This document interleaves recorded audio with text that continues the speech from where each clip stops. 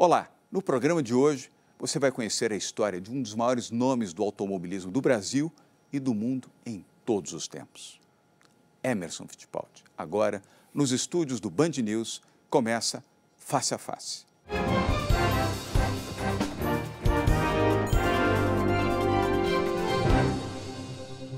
Filho de uma família que tem a velocidade no seu DNA, no sangue.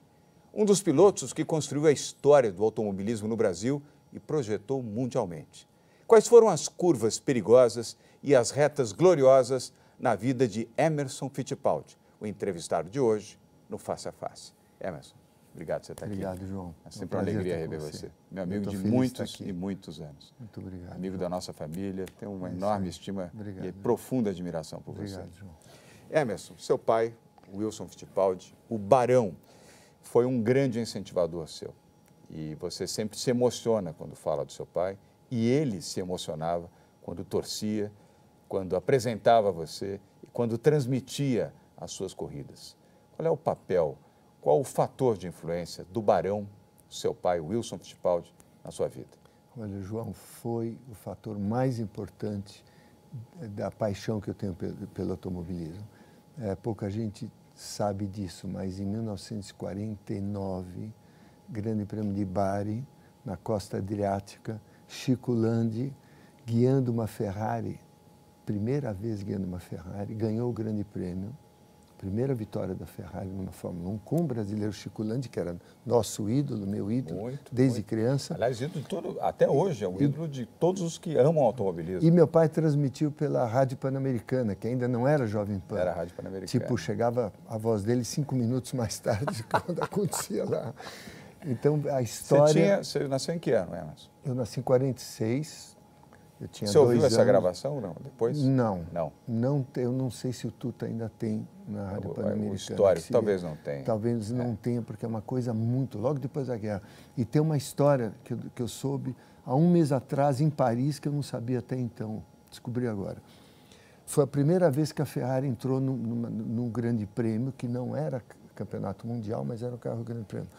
E quando terminou a corrida, o carro não tinha emblema, não tinha nada. E o Enzo Ferrari, como ganhou, ele tinha colocado o emblema da Ferrari no bolso, aí ele colocou no nariz do carro, porque ganhou. Foi a primeira vitória.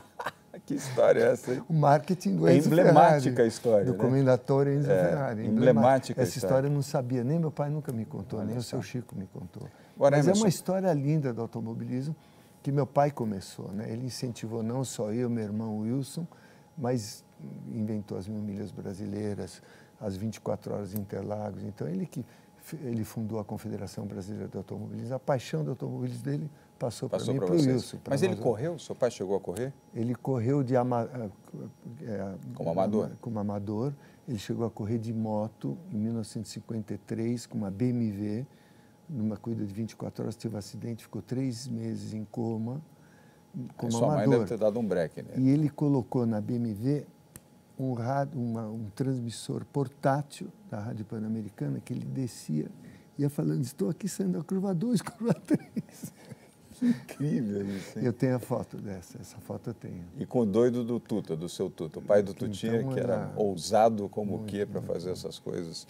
E sua mãe, Emerson? Sua mãe apoiava, não? Ou sua mãe temia um pouco? Minha mãe apoiava e minha mãe correu numa 24 horas de Mercedes. Eu tinha 6 anos, eu lembro, a Mercedes preta, logo que importaram as Mercedes. Ela estava com uma 180 diesel, corrida de 24 horas, com a Daisy, que era uma amiga dela, 2 mulheres correndo. Isso que eu chamo de DNA puro, 100%. E chegaram na frente do meu pai. Pai e mãe. Chegaram na frente do meu pai. Ela terminou em 6º ou 7º, meu pai 8º, 9º. Ela usava isso às vezes para dizer, olha, eu ganhei de você, Barão. E minha mãe também era apaixonada pelo automobilismo. E meu pai começou a assistir o primeiro grande prêmio na vida dele, o Grande Prêmio da Gávea, em 1936. Ele tinha 16 anos, ele era escoteiro em Santo André. Não falou para o meu avô Pasquale, que era italiano, que chegou no Brasil, pegou um trem, foi lá, foi para o Rio, subiu numa árvore, que era o Grande Prêmio da Gávea, que passava na Niemeyer, subia na Rocinha e descia na Tijuca. Dava mais ou menos que era um desertão 12 quilômetros à volta. Foi o primeiro e aí ele trouxe a paixão do automobilismo para a família. E Emerson, agora a história, olha como como as coisas são, né? A história hoje se repete com seu filho, junto com a Rossana, sua esposa, seus netos, mas o seu filho, deste casamento, que se tornou um entusiasta do automobilismo. A Rossana, sua esposa, embora não seja pilota como foi sua mãe, é entusiasta, não hesita nem um minuto, e você tampouco. E agora está vindo essa nova geração, quer dizer, já a terceira geração, né, de fato, porque já teve seus sobrinhos que correram, um deles ainda, o Christian, ainda continua. Foi campeão esse ano foi campeão esse ano, é um craque, recebeu todas as orientações do pai, do seu irmão e sua também. E agora o seu filho. É o destino, porque meus filhos mais velhos, eu dei a chance de andar de kart, o Jason e o Luca. Andaram um dia no cartódromo Interlagos, nunca mais pediram, não falei nada, porque ele que tem que gostar. Claro. Aí eu devolvi o kart. E o Eminho, que está com 6 anos, ele ia nas cuidas do Pietro, do meu neto, acompanhava, gostava, sentou no kart, agora é a paixão dele e tem que apoiar. Aliás, você me dizia antes de começar a entrevista aqui que a paixão é a diferença entre o vitorioso e o derrotado. O vitorioso é um apaixonado, como você foi. Como Ayrton, seu grande amigo, foi paixão, dedicação, treino, exercício, aplicação, disciplina. Tudo isso forma um campeão. Momentos de frustração, você tem que superar, porque é um esporte complexo. Compreensão, tolerância. Então, tudo você vai vivendo e vai crescendo no caráter da pessoa, no atleta, no esportista, que eu sempre falo, esporte, na minha opinião, é espetacular para qualquer criança. É uma das coisas, eu sou lá o presidente do Conselho Superior de Esportes da Fiesp, que nós estamos, no meu conselho está a Ana Moser, a Hortência, a Mari, o Oscar, o Montanaro, gente top do Brasil. Nós temos que introduzir esporte nas escolas públicas. É terrível que parar, João, porque o esporte dá... Sentimento de coletividade, tudo, né? Equipe, humildade, porque você precisa saber que você não é vitorioso sozinho, nem o esporte individual. Tira das drogas. A corrida é um esporte individual, mas é coletivo. Se você não tem uma equipe, você não vence. Não vai. Então, o esporte é muito importante a gente ter de novo no Brasil. Agora, Emerson, voltando ao tempo ainda das corridas, você encontrou ao longo da sua vida, já me contou isso até, gente solidária, gente amiga, gente positiva, gente que te ajudou, que te orientou, mas também você encontrou muita gente que tentou destruir você, impedir o seu crescimento, limitar as suas vitórias. Como é que você lidava com as pessoas que você percebia claramente que não jogavam para você, mas contra você? João, eu sempre fui um otimista, eu nasci otimista, acho que é muito sagitariano, importante. Né? Sagitariano. Como eu. A gente é muito otimista. Então, para mim, a minha memória é quanta gente boa me ajudou na vida. Começou aqui desde que eu comecei a fabricar o kart com o Wilson, o Fórmula V, então sempre tive muita gente boa comigo me ajudando. Quando eu cheguei na Europa, comecei com o Fórmula Ford, Colin Chapman, que era o sonho, a equipe Lotus, uma das melhores do mundo, me apoiou. Sempre tive dificuldades, como qualquer atleta, qualquer esportista, com situações, circunstâncias, mas sempre tentando superar. Então, para mim, as memórias da gente que tentou me prejudicar não são tão importantes como os que me ajudaram. E os que me ajudaram fizeram tudo na minha vida, porque sozinho você não consegue... E ajudaram você a ser um campeão. E você não consegue fazer nada sozinho. Então, foi a equipe Lotus, depois a McLaren, já no nível Fórmula 1, fora os que ajudaram desde o kart no Brasil, o famoso Mário Napa, Mário de Carvalho, que fabricava o Mini comigo, me ajudou muito.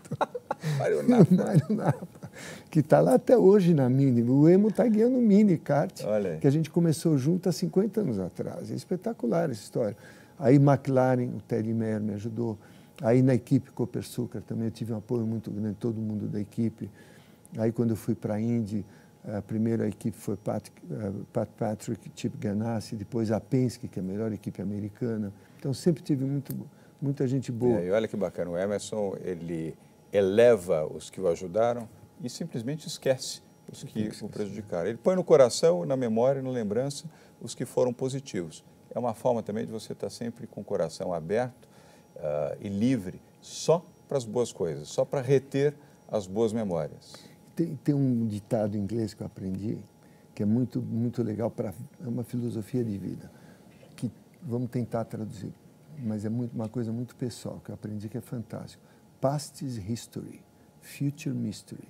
Today is a gift, that's why we call present. Muito bom. O passado você não muda, o futuro é mistério. Hoje é um presente a gente estar aqui junto vivendo o momento. Isso mesmo.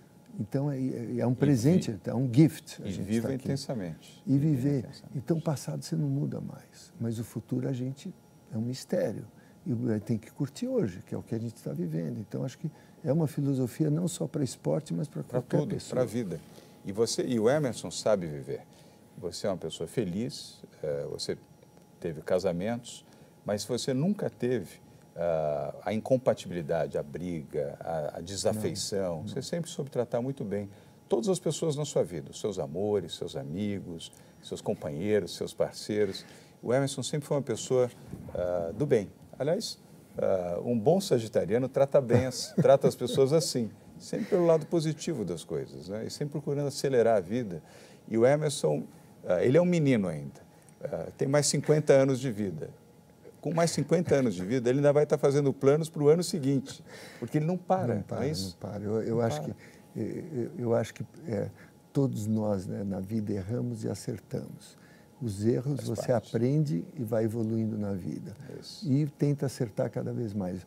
Todo dia de manhã, quando você acorda, você quer acertar. Ninguém nasce para errar, né? Ninguém começa o dia para errar. Eu vou errar. Todo mundo quer acertar. Então, a gente tem que ter uma tolerância que, com a experiência de vida, a gente aprende. As pessoas erram, como também eu erro, você também erra.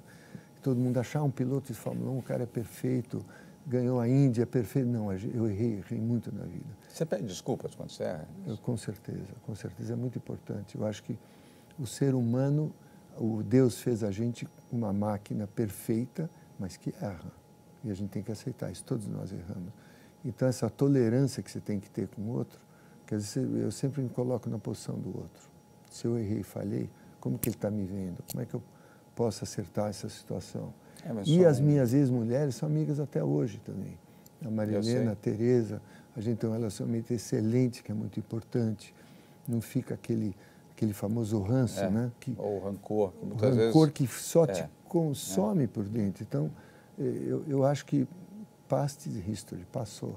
Vamos pensar para frente, vamos melhorar. Daqui para frente. E sempre. Os objetivos de vida, né? Eu acho que o homem, eu sempre falo, é uma bicicleta de 2 rodas. Parou de pedalar, cai.